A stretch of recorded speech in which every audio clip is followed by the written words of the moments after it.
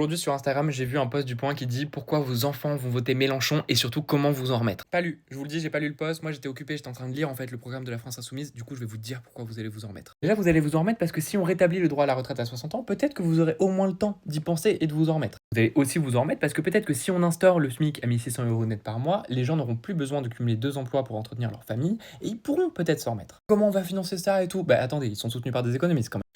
Pardon, je rigole tout seul parce que je me dis, il y a peut-être des partis qui écrivent leurs programmes sont des économistes. Peut-être que ça existe. Que LFI propose notamment de rétablir l'ISF et commencez pas à me crier dessus parce qu'en fait, vous n'êtes pas assez riche pour le payer. Vous allez aussi vous en remettre parce que si vous faites partie des classes moyennes et que vous vous positionnez entre plusieurs tranches d'imposition, et ben là aussi, la progressivité de l'impôt sur le revenu, elle va être réajustée. Vous allez peut-être aussi vous en remettre parce que pour une fois, vous allez avoir le droit de donner votre avis avec le référendum d'initiative citoyenne et le droit de révoquer des élus. Vous allez peut-être aussi vous en remettre parce que toutes ces lois dont vous ne voulez pas, pour lesquelles vous sortez dans la rue manifester, toutes ces lois pour lesquelles vous signez des pétitions, et qu'à chaque fois les gouvernements ne vous écoutent pas et font passer ces lois en 49.3, bah là vous allez peut-être vous en remettre parce que justement LFI veut supprimer cet article de la Constitution. Et vous allez peut-être aussi vous en remettre parce que le programme promet de réinvestir en fait dans les hôpitaux publics, dans l'éducation publique et dans la culture publique et subventionnée. Là je vous laisse, je vais continuer à lire le programme et d'ailleurs j'ai menti, j'ai grave lu le post.